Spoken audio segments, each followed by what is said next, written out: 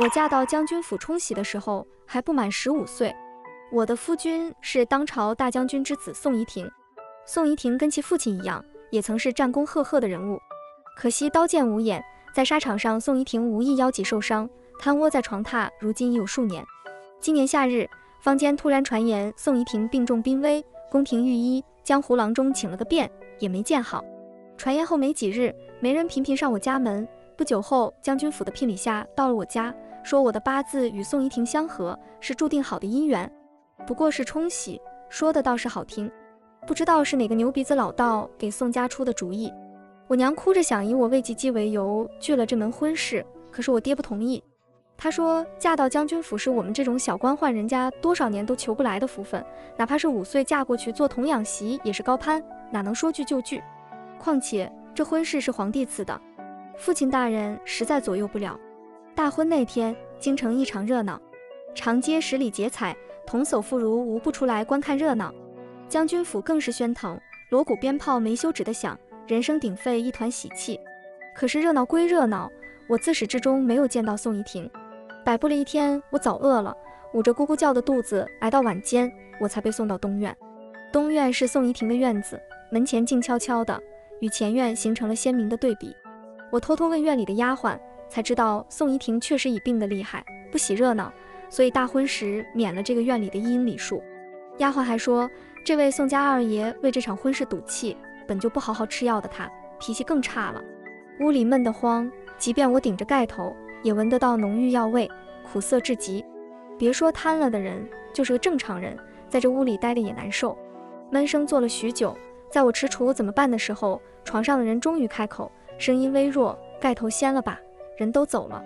我胆儿小，遵从母亲和教习嬷嬷所言，不敢太造次，但是最基本礼数的我还是知道的。我生比他的还小，如闻吟，母亲说得夫君先。又是一阵长久的沉默。许久后，床榻上的人似乎挪了挪手臂过来，我循声靠过去，离他近了一点，一只枯瘦的手攥住了红盖头，轻轻扯了扯。在我以为他就要拽下来的时候，他顿住了动作。你叫什么？婉婉。张书礼大人独女，张婉。我微微垂头，娘说将军府只是对这场婚事用心，并不是对我用心。我娘说的没错，新婚之夜，我的夫君连我叫什么都不知道。你这么小，让你进这个火坑，嫁给我这个将死之人，怕吗？隔着红盖头，宋怡婷这么问我。我不知道。我听过传言，说数年病床苦熬，当年仪表堂堂的宋怡婷，而今早已没有了人的模样，形容枯槁。可是我不敢说怕，我看着她白得骇人的指节，撒谎不怕。她似乎在发笑，为什么？因为你是我的夫君啊。书屉盖头被掀开，眼前的红变成暖黄的烛光。我下意识抬手挡了挡光，错开手指看过去的时候，看到了躺在枕上的宋怡婷。很意外，她长得很俊秀，也许真是久卧病榻的缘故，她的五官过度清瘦明朗，眉骨鼻翼挺立有致，却颇有嶙峋的美感。皮肤甚白，远超过我的肤色。灯光晃动，床头燃着一对红烛。她取下盖头后，别过了头去。她呼吸的时候，盖在身上的薄被轻动，声音低哑拂若游丝。隔壁厢房空着，你过去睡吧。我闷闷的，说我长得丑吗？她转过脸，您没看我。她实在俊得很。我倒更相信之前的传言，她身体无恙前，定然是个出众的人物。许是我太丑，你才会说这样的话。新婚夜被夫君赶出去睡，我会被人笑掉大牙的。不会，我不告诉旁人。她说着深咳了起来，一声比一声重。门外佣人敲门，紧张得很。二爷。宋怡婷呵斥要推门进来的人，话说得凶，滚。二爷，您把药喝了吧。因着宋怡婷的重咳声，听起来门外聚了不少人。二爷，今儿是您大喜的日子，您就喝口药吧。丫鬟侍从一个个劝说，说得越多，宋怡婷的脸越黑。别说宋怡婷，我听着都烦。宋怡婷咳得厉害，顾不得说话，我只得出声，要先放门口吧。门外的人跟循着救命稻草一样，二奶奶，您劝劝二爷。你们下去吧。我扬声道。门外的人呼呼啦啦又走了，恢复了安静。我第一次使唤这么多人，还是将军府的人，多少有点紧张。我探探脖子，听着门口没动静了，转头欣喜道，走了。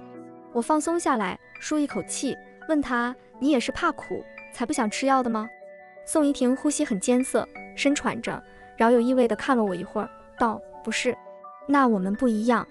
我不爱吃药是因为药苦，吃完后嘴巴里大半天都是苦的，吃什么都不香。不过我娘办法很多，她会给我做蜜饯，喝一口药，吃一颗蜜饯就不会那么苦了。我好奇，你有蜜饯吗？”宋怡婷摇头，她还在咳，没有罢休的意思。我有点急，凑过去，学着我娘的法子，给宋怡婷顺气似的抚着胸膛。她咳完了，红着眼角拦我，离我远点。不，也许是我的法子有用，她的咳嗽渐弱，整个人好很多。我动作有点别扭，索性跪坐起来，靠在她身侧。我不死心地问：“你为什么不吃药啊？”宋怡婷好像很不喜欢我动她，抬手避开我，不想吃。为什么？她有点恼，毕竟是男子，哪怕是生病了，推开我的力气还是不小。别叨扰我，我让你去隔壁睡觉。现在立马出去。一阵动静不小的咳嗽后，她原本恢复了不少，可是言语间脸又红了，而且鬓角微微生汗，模样很反常。不吃药病情会加重，会不吉利的字在我嘴边，我避讳着没讲出来。宋怡婷咬牙说我没说完的话，对，我就是求死。与其躺在这里任你们摆布，受病痛折磨，与其在这暗无天日的房间里消磨余生，我还不如去死。他的模样是好看，可是发怒的样子也是真的凶。我被呵斥在原地，半天不知道怎么劝他。他发完了一通火，冷静几分后，看向我，再度说道：“离我这个废人远一点。”比起高门楣的将军府，我虽是小门小户出身，但也是被爹娘捧在手心里长大的，没被人这么凶过。我委屈极了，你不能死。我眼巴巴地瞅着他，你死了，我就是寡妇了。我说着眼泪就出来了，我还未满15岁，不想做小寡妇。宋怡婷愣了，呼哧呼哧喘着气，看我的眼神都变了。我忙了一天，饿了一天，心里更不畅快。我娘说，既然我嫁过来，就要好好照顾你。我是你明媒正娶的妻，我得对你好。宋怡婷出声，你娘还说什么了？我娘还说，我得听你的话，得替你打理好内宅之事，还得，我挂着眼泪花结巴了。还得什么？还得给你生育子嗣。宋怡婷没说话，半天后伸手抚上我的脸，给我擦泪，脸哭花了。她的手很瘦，却很大，掌心能托住我的大半张脸。我羞涩地避一避，冷不防把眼泪掉到了她掌心里。我低声，哭花就更丑了，你更要嫌弃我了。她款款瞧着我，半晌后笑了，你不丑，那你赶我去隔壁睡。宋怡婷擦干了我脸上的泪，收回手，这屋逼仄，你睡不好。不会的，我在娘家的房子远没这儿大。我不是说这个。我搅搅衣角，我知道。我声音低到细不可闻，我不缠你，夫妻之事等你病好了再说。他更意外，这也是你娘教你的？不是，是你们将军府去的礼仪嬷嬷教我的。宋怡婷听完沈笑一声，躺倒在枕上，事事都要被安排，连闺房之事都替我想好了。可笑，果真是个废人。你不是？宋怡婷貌似是真生气了，半晌不理我。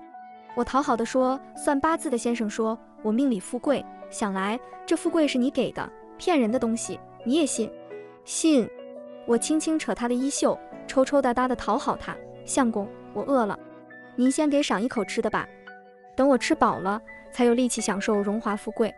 宋怡婷摆着的脸缓和下来，示意我桌上有糕点，是太后娘娘赏赐的，还新鲜。皇宫里的糕点啊，我没有吃过。我不扯宋怡婷的袖子了，翻身下床，从桌上端起糕点，没吃几口，看到宋怡婷看着我，我递过去一块，给你。她摇头，我不吃。我吃的鼓个包子脸，直嘟囔，你尝尝，很好吃。这季节怎么会有玫瑰糖心呢？太好吃了。我把宋怡婷不吃的那块咬开，看到里面的玫瑰鲜红的诱人。宋怡婷突然开口，那我尝尝。我从盘子里找玫瑰心的糕点时，她直言手里那半块就够了。我咬过，无妨。皇宫里的东西确实不赖，不光我吃的多，连宋怡婷也跟着吃了不少。我吃的肚子浑圆，吃饱了犯困，坐在床上打盹儿。宋怡婷看不过去，想给我腾的地方出来，不想去隔壁，那就在这儿睡吧。我迷迷糊糊，不行，你还没吃药呢。我不吃你就不睡？嗯，我娘说照顾夫君是我的本分。宋怡婷嘀嘀咕咕，我仔细听，原来在抱怨我娘的话真多。许是吃饱了心情好，她唤门外廊下守夜的人，把药热一热，端进来吧。门外的人万万没想到宋怡婷会主动吃药，小心谨慎地端着热好的药进门，矮身下来想喂食，被宋怡婷拒了。她冷声骂我还没有废到连药碗都端不住的地步。下人巴不得宋怡婷自己喝，放下药碗溜之大吉。我托着腮看着宋怡婷一口气喝下一整碗，药汤苦涩，味道甚浓。我抽抽鼻子，有点可怜她，苦吧。宋怡婷应付我似的，轻声嗯了一下。我从袖中掏出颗饴糖放在她唇边，吃了它就不苦了。我有点不好意思，我本藏在袖子里，想在花轿里吃的，结果一路上太紧张，给忘了。宋怡婷含着一颗糖，问我路上为什么紧张。大姑娘上花轿，当然紧张了。我想着，万一我的夫婿是个丑八怪，那我可怎么办？现在呢，觉得他丑吗？宋怡婷睡过的地方很暖和，我太累了，躺倒在她腾出来的那块地方，窝在她身侧。她身上也是浓浓的中草药味，似乎有助眠的功效。我抽抽鼻子凑近，贴上她的衣衫，不丑，好俊好俊。入睡前一时迷糊，隐约听到宋怡婷又叹气，那又如何？注定是个瘫死在床的病人。可是病总会好起来的，是吗？是。很多人同情我，觉得我嫁了个重病不愈的瘫痪之人。其实我觉得嫁给宋怡婷也有嫁给他的好。宋怡婷脾气不好，没生病前就是个不好惹的，而今病了越发不好说话。因着她的臭脾气，府里对东院都是时时禁闭着，而我也因为这个免去了不少束缚，不光少了晨昏定省，还能跟着宋怡婷贪睡许多时辰，远比在闺中时自在。况且因为冲洗，宋怡婷的身体当真好了不少，老将军夫妇待我更加怜爱，我的日子十分舒坦。秋凉时，宋怡婷难得的没有像往年那样复发就急，太医来看的时候，直言身体起色不少，大有恢复的苗头。全府上下很欣慰，中秋的时候特地摆了场螃蟹宴，请了好些同族家眷来做客。宋怡婷没去，她照旧在屋里闷着。我草草吃了些，赶回了东院。我以为她睡了，推门进去后，罕见地发现她别有兴致地在灯下读书。听到我进门，她头也不抬地问我家宴如何。秋日夜凉，我摊宋怡婷被窝里的暖意，脱了鞋窝进去，笑言好生热闹。母亲说等你明年好了再办一场。宋怡婷翻书不去。为什么？无聊得紧，不过是家长里短。我点头，是，全是家长里短。不过哪里无聊了，还挺有意思的。我给他讲我在宴席上听来的趣闻。前些天远房王姨妈送了个女使过来，非要放在三弟房里，结果被三弟妹给赶了出去。王姨妈好没面子。宋怡婷目光在书页上，不知道她在没在听。我自说自的，刚才我在席间问三弟妹，不想收做妾，做个女佣也行，干嘛赶人家走？三弟妹说，她要是不赶走，明儿那女使就得送到咱们东院来，就成你的妾了。还有，听说四弟重阳要回京，母亲在张罗。我托腮说了半天，发现宋怡婷不翻书，也不出声。我好奇地抬头，烛光下，宋怡婷定定地瞧着我，眸光如水。丫鬟端着要进门，看着我们夫妻面面相觑，瑟缩道：“二爷、二奶奶，要好了。”宋怡婷回道：“放那儿吧。”丫鬟出门的时候，她又叮嘱把门关好了。屋内静得落针可闻，只有药香味弥散。给我做妾，你是接纳呢，还是也像三弟院里的一样，把人家赶出去？接不接纳，不是你说了算吗？我说了算啊。宋怡婷合上书，大有和我聊下去的架势。如果貌美，我觉得可接纳。啊，这个回复挺让我意外的。在我还未嫁给宋怡婷之前，我就听说她是个全然不好女色的人，嫁过来数月也是，即便偶尔宿在她的床上，她也谨遵医嘱，没对我有半分贪念。这样啊，我悻悻的说不失落是假的。原以为自己的相公是个省心专一的，没想到天下男人一般模样，还没吃到碗里的，就已经巴望锅里的了。不过想回来也是，我年岁小，宋怡婷年纪却不小，即便他贪了，也是个成熟的男子。如他这个年纪的旁人，早妻妾成群了。你喜欢什么样的，我明儿开始给你物色物色。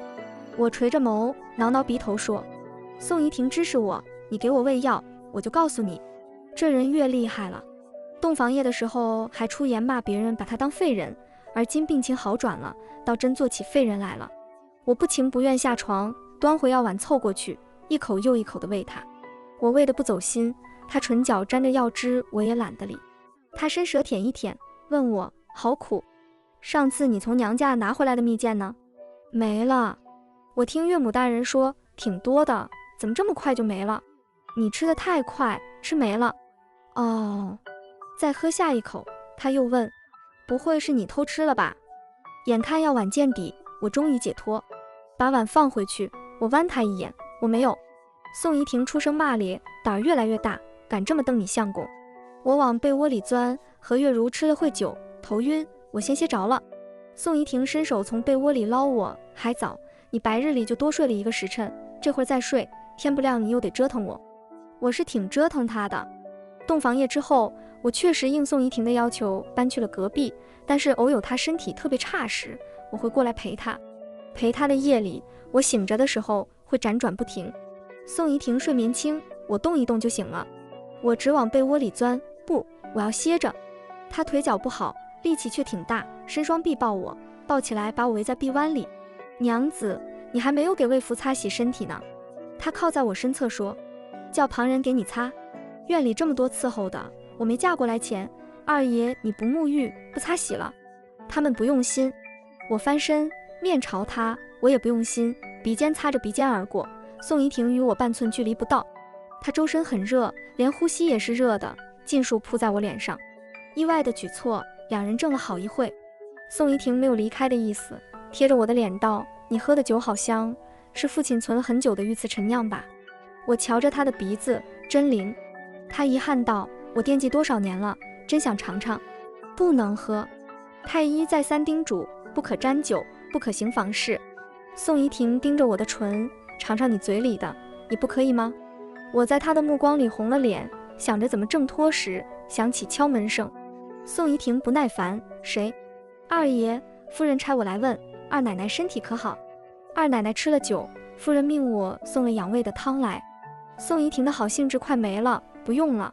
门外的丫鬟声线打战，二爷，夫人还交代，二爷要谨遵太医叮嘱，切忌吃药。一句话点到为止，提醒宋怡婷她还是个病人，得遵医嘱。宋怡婷果然恼了，滚！丫鬟在一声骂中麻利走远，我憋着笑推她，等你好了，我去给你偷出来，你喝个够。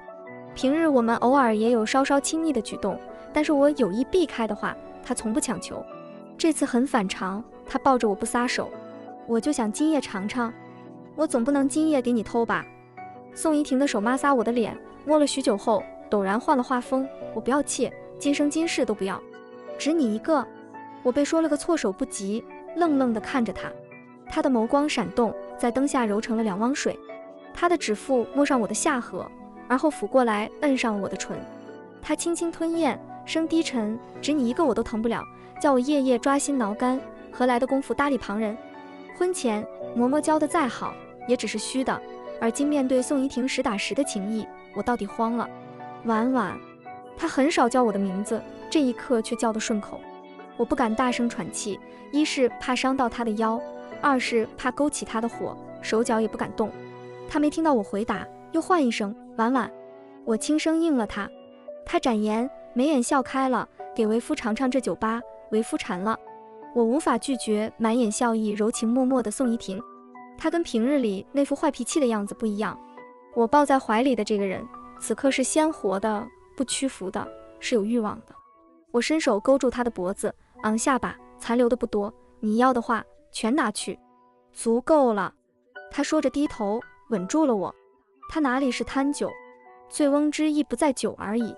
我怕她又咳，伸手抚她的胸口时，她攥住我的手，婉婉，好不好？不要。我瞬间明白宋怡婷的意思，赶忙拒绝。御医再三叮嘱，此时最容易复发腰疾，我断然不能在她的病有起色的时候冒这个险。宋怡婷强硬了20多年的硬骨头，在这一刻化成一团绵软，近乎央求着我只看看。她鼻尖轻碰我的鼻尖，像一只讨食的小狗。她嗓音沙哑，你允了吧？求你！怒的宋怡婷，笑的宋怡婷，放下身段求人的宋怡婷，在这一夜尽皆展现。不论哪一个，都是我的夫君啊！我不忍他煎熬着求饶般讨要一点好处，点头，好。他掌心附上我的手，浅笑着，暖声无期甚美。宋怡婷欣赏不够，挪了挪身子，抱住了我。我想过，但不是欲望，而是憧憬。少女怀春，总有些更隐秘的期盼在细密的心思里头，盼望自己夫婿床子之上温柔体恤，盼望自己能得夫君宠溺，盼望自己能在夫婿的掌心里化成水，绽成花。而今我憧憬的都成了现实。宋怡婷闻言笑了，娶你那日，我闹了好大的脾气，你知道为什么吗？宋怡婷抚摸得我筋骨绷直，可是身体又止不住的发软。我不敢侧手，不敢动，问为什么？她说话吐息就在我耳侧，我记得张大人家的女儿不过是个小丫头。她回忆往事似的，我曾在长街上见过你，只是你不记得了。你那时还是个稚气未脱的小姑娘，逢人便害羞，直往你父亲身后躲。所以我怎么算，你也未到嫁人的年纪，而我病入膏肓，娶你就是害你。我不舍一个好端端的小姑娘跳进这个火坑。可是我们八字相合，是天定的姻缘，你信吗？我想了想，认真道：以前不信，可是见到你，而今一天天地好起来，便信了。婉婉若是信，那我也信。他揽我入怀，也许真是天定的姻缘，让我娶了你。宋怡婷说令人耳红面赤的浑话，怎地跟蜜桃一样润。她没把我怎么样，却勾起了我的一团火。少女的憧憬变成欲望，我呼吸都乱了节奏。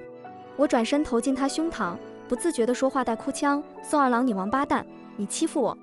他指尖点在我脊柱上，跟数脊骨骨节一样。他笑，再等等，等吃过了这副药，身体再好点，定然欺负得更甚。重阳临近，四弟从边塞回来，家中更加热闹。四弟打小儿最喜爱他的二哥，回来不到半晌便去了东院，说的是家国大事，我听也听不明白，索性来前院跟妯娌聊天。女眷热闹哄哄，不知怎么的说到了子嗣之事上。而今宋怡婷的病好起来，婆母不再为这事担忧，不少精力放在了我们几个儿媳的生养上。大嫂有个女儿，好歹还能应付婆母两句，我和三弟妹沈月如就少不得挨说。许是我年纪比沈氏小，婆母撇开我直接说沈月如，一点也不似平日里联系，老三不似老四在外头，她天天在院里，怎么你俩就没点动静？沈月如最怕婆母说这个，面上笑着，背地里攥着我的手直挠我手心。婆母愁眉苦脸的，那日我那远房堂姐来，硬给你房里塞女使，我都不知道怎么给你挡回去。沈月如一点也不委屈，不劳母亲烦心，儿媳心里有数，有数就生啊，要不然老三天天晃院里，我都看着碍眼。大嫂偷偷笑，我也跟着抿嘴。沈月如一看着急了，不好意思说大嫂，拿我出来当挡箭牌，母亲偏心，要生按顺序也该是二嫂先生。我愣了，还有这样出卖同袍战友的？我琢磨着回去后怎么好好骂一顿这个小没良心的妯娌时，他接着道：二哥如今身体大有好转，眼瞅着就可以痊愈了，而且东院里的人都在说二哥和二嫂越发如胶似漆，比新婚时还腻。他不顾我拧他，心虚地松开我的手，一脸讨好的样儿。母亲您肯定不知道，这天越冷啊，二嫂越爱往二哥房里钻，什么分房睡都成幌子了，他还撒上娇了。母亲你快问问二嫂呀。显然比之三弟和三弟媳妇的事儿，婆母更关心我们东院的。他老人家径直看我，老三媳妇说的是真。我倒是想起来了，中秋那日去送暖胃汤的丫鬟说你宿在老二的房里。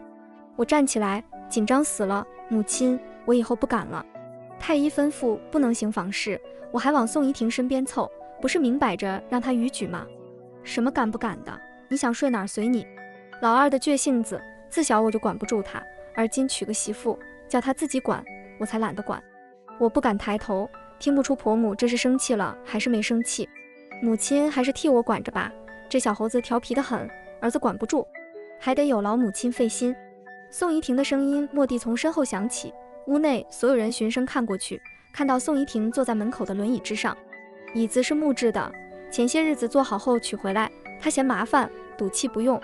没想到现在不光用上了，还在四弟的帮助下来了前院。婆母起身，又惊又喜地上前迎宋怡婷，激动的话都说不完整了。我3-2个字间就落泪了。宋怡婷进屋，好一阵安抚婆母，而后看着我笑了。沈月如扯我衣袖，哎，给你撑腰的来了。我低语，等出了这门，我就好好罚你。罚我什么？我没想好，只在宋怡婷的目光里红了脸。在众目之下，她这样宠溺地瞧着我，还是头一遭。我真像活好，给你孩儿做双虎头鞋吧。她楚楚我，还说你俩没有恩爱私密，老二看你看的眼睛都直了。我看这孩子，你得比我早生了。我不搭理她，羞涩地垂下了脑袋。晚饭在前院吃，第一次全家人聚在一起吃这么大载阵仗的团圆饭。听闻宋怡婷也在，公爹特意从宫里提早回来。饭间其乐融融，我仗着公爹心情好，替宋怡婷讨好处。父亲，你那几坛御赐陈酿还有吗？御赐陈酿，父亲您宝贝着一直不肯给二哥喝的那几坛吗？我也想沾沾光。四弟嚷嚷，我也想尝，上次没喝够。三弟开腔，屋里七嘴八舌，公爹无奈，差人去取。宋怡婷在桌下悄悄攥我的手，低声道，我喝不了。我冲他眨眼，喝得了。他不明所以，我反手牵住他，我昨问过太医了，这服药吃完可以停药半月，这半月你可以尝点你平日贪嘴却吃不到的东西。宋怡婷看着我不说话，一本正经的模样。怎么啦？我与他十指相扣，耳语能喝到馋了许久的酒，开心坏了。屋里热闹，他趁着没人搭理我们，又说混话，可是我最馋的是你。这个今晚也能尝吗？我一口茶下肚，憋红了脸。宋怡婷说话轻声细语，御赐陈酿还没喝上，我娘子的脸倒先红了。今儿你可是红了数回了。家宴结束已晚，天黑了下来，房中床褥准备整齐，不知道是哪个丫鬟当值，粗心大意的，床头又错点了一对鸳鸯红烛。我懒得骂，吃了酒后脑袋晕乎，只想往宋怡婷的床上躺。宋怡婷酒量本就好，再说那几口跟尝味道似的，她没有一点醉意。我睡不着的时候折腾她，而她兴致好的时候则会折腾我。我侧身睡着，她单臂环着我，亲吻我发鬓。晚晚，我想沐浴，想更衣。我困得不想睁眼，揪着她的衣衫闻了闻，今晨刚换洗的，干净。而且身子我给你擦过了，明天再洗。就今晚，热水我已经命人备好了，你就替我洗洗。她软声讨好，好吗？我睁开眼，鸳鸯红烛晃得眼睛酸涩。我打个呵欠，好吧。给宋怡婷沐浴已经成了我的日常之事。婚后她完全不让下人着手自己的贴身事，全依仗我一个人。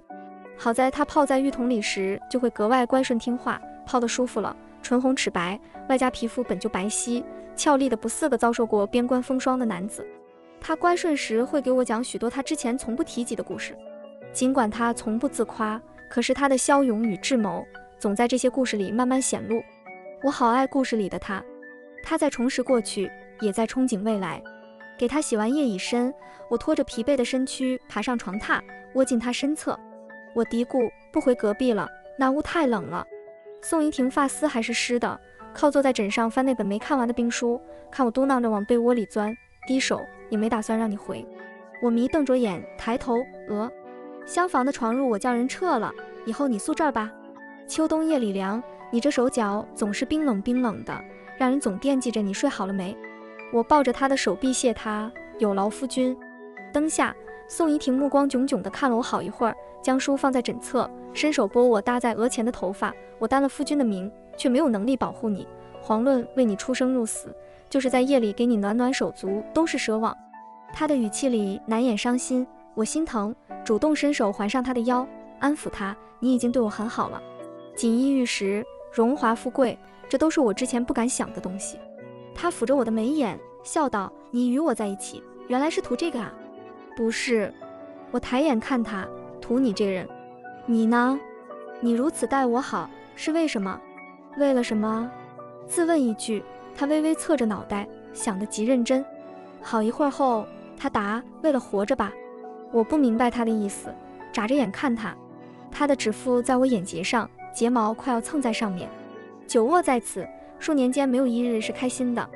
我总觉得这一辈子，哪怕不是征战沙场博得功名，也好歹得像一个人一样活着。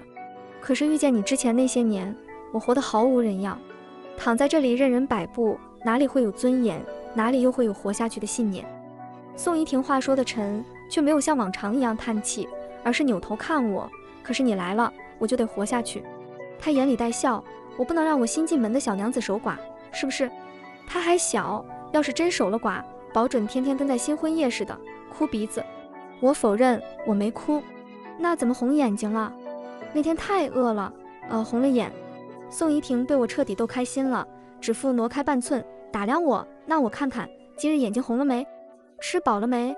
我搓搓日渐圆润的小肚子，答：饱了。那既然暖了，也饱了，我们做点其他的事情。不要。宋怡婷奶容的我否决，说话间伏在我眉间的掌心覆盖下来，遮住了我的眼睛。她像中秋那夜一样吻我，半湿的发丝垂在我颈侧，就跟吻我的脖颈似的。她说话轻喃婉婉，我命人点了红烛，洞房夜相欠的，今夜补上。尽管早被她脱过衣衫，看过身子，可是我还是害羞。我的脸在她的掌心里发烫，从吻里挣脱出来，身喘不止。她取开手，烛光映在眼前。她生得好俊，一如在洞房夜初见她时那般清朗俊逸，只是比当时胖了些。我紧张的不敢动，发怵间被她褪去了衣衫，我才反应过来，猛地担心她，小心就急。我有分寸。宋怡婷掌心拖着我起身，叫我与她相对而视。我又羞又骚，不敢直视宋怡婷的身子。我结巴，可是我忘了什么？忘了教习嬷嬷教的了。宋怡婷温柔至极，我教你。我有2次洞房夜，一次合衣睡在宋怡婷身侧，醒来后天还没亮，听见她沉沉叹气，心里满是阴翳。一次不知羞地趴在宋怡婷怀里，闹了一宿。她不再叹气，因着不小心弄疼了我，所以柔情蜜意地哄了我一宿，说了一宿的情话。醒来后天大亮，宋怡婷安稳躺在我身侧，呼吸匀称舒缓，早没了重病时的深刻。眼波似水，眉峰攒聚，她的五官如画般美丽。我忍不住伸手描摹，欣赏美景。摸到唇边时，实在好奇，相公，你儿时得有多好看，才能长成现在这般容颜？宋怡婷唇瓣嫣红，齿间想咬我的手指时被我避开，咬了个空没咬到。她不失落，反而笑颜，想知道我儿时的模样。她伸手摸上我的小腹，咱们生个儿子，不就知道了。番外，雪来的晚，小年那天才洋洋洒洒下来。张婉裹着厚厚的衣服从沈月如院里回来时，在门口迎面撞上屋里的丫鬟。丫鬟说小少爷去了前院，贪祖母身边的宫廷糕点，一时不想回来。张婉觉得挺无奈的，3岁半的儿子不算大，可是贪嘴这个毛病跟他如出一辙。只是娘俩长得不同，儿子越大，模样越似宋怡婷，尤其那口鼻简直一模一样，鼻梁挺翘，唇瓣嫣红，白嫩嫩的皮肤惹得沈月如都替自己的女儿眼馋。她还未进东院门，便听到院里有人叫她，叫的是闺名，温温柔柔的婉婉。张婉恍惚以为自己听错了，这么叫她的只有一人，自家夫君。可是宋怡婷出征1年了，前些日子还传言说不班师，宋怡婷兄弟2人得在边关过年。婉婉，又是一声叫得真真切切的。张婉错愕不已，猛地推开了门扇。院里廊下，宋怡婷长身而立，看到张婉进门，1步3阶跨下去，淋着大雪拥住了张婉。去哪儿了？我找了许久。张婉恍惚，以为自己做梦了。宋怡婷抱着怔愣的人，我回来了。她说话间吻上张婉的发鬓，吐息是热的，身躯也是热的。张婉才慢慢知觉，真是自己朝思暮想的人回来了。你怎么回来了？什么时候回来的？不是说在边关不回来过年吗？宋怡婷亲吻张婉的眉梢，想吻上唇瓣时，碍于还在院里，忍了又忍。皇上说我们兄弟2人只留一个在那儿就行，四弟不想回，所以我便回来了。张婉觉得自己欠四弟的人情挺多，他又照顾我们夫妇。哪是照顾，他巴不得不回来呢。宋怡婷鼻尖轻碰张婉的鼻子，塞上姑娘美，四弟被家人留住了心。那你呢？家人怎么没留住你？张婉玩笑道。留住了啊，我的家人在我院里。张婉抿着唇笑，桃李之年越发美丽，惹得许久不曾见的宋怡婷看直了眼。张婉被看得不好意思，往宋怡婷怀里躲。去见过母亲了吗？见了，儿子也在母亲那边。见着了，长得颇快，就是见到我认生，往人后躲。宋怡婷轻抚张婉的发丝，跟你小时候一般胆小。他胆儿大着呢，只是许久不见你，猛地见到给唬住了。前儿夜里我哄入睡时，他还在问你什么时候回来，委委屈屈地跟我说他想你了。那你呢？享为福吗？张婉含羞，脸靠在宋怡婷胸前不说话。宋怡婷不等张婉回答，自顾自言：婉婉，我好想你，但凡有所闲暇，就止不住的挂念。张婉抬头，不是见到了吗？抬眼间看到白雪落了宋怡婷一身，黑亮的青丝上沾染白羽般的雪花，一瞬白头。张婉觉得自己嫁给宋怡婷似乎太久了，夫妻二人恩恩爱爱，恍惚已过100年，就此双双白了头。可是又觉得短暂，大婚就跟发生在昨日似的。将军府的聘礼流水般往张家送，张婉坐在花轿里懵懵懂懂，袖中藏着一颗被体温捂暖了的饴糖。那颗饴糖是张婉留着果腹的，却在新婚夜被自己的夫君吃了去。许是饴糖太甜了，滋润的婚后的日子也甜得如蜜。张婉轻轻为宋怡婷抚去额前的雪，轻声：回屋吧，这儿冷。宋怡婷道一声好，打横拦腰抱起张婉，朝屋内而去。沈月如后脚跟着张婉过来，手里拿着早早绣好了的虎头帽。东院门开着，院里一个人也没有，只有雪地里有一行快被雪掩盖了的脚印。他倒一点都不好奇，以为张婉又跟以前一样贪睡晌午觉忘了关门。沈月如在廊下收起伞，准备敲门时被害在了原地。东院是宋怡婷的院子，门前静悄悄的，与前院形成了鲜明的对比。我偷偷问院里的丫鬟，才知道宋怡婷确实已病得厉害，不喜热闹，所以大婚时免了这个院里的一阴礼数。宋沈月如犹如被雷轰顶，往后退了3步，惊在当地。不知什么时候，院里的丫鬟轻手轻脚过来，低声恭顺询问沈月如是什么时候来的。沈月如杏眼瞪得浑圆，丫鬟解释，二爷回来了。沈月如把手里的虎头帽往丫鬟怀里一塞，给二奶奶，她刚忘了带过来。她说罢扭身就走，大冷天的，被吓出了一身汗。出了门撞上自家夫君，沈月如当即要哭了。相公，太可怕了。怎么了？宋怡恒揽着沈月如，听闻二哥回来了，我来看看他。别看了。沈月如惊魂未定，抱着宋怡恒低声道，里面鸳鸯戏水呢，去了臊你出门。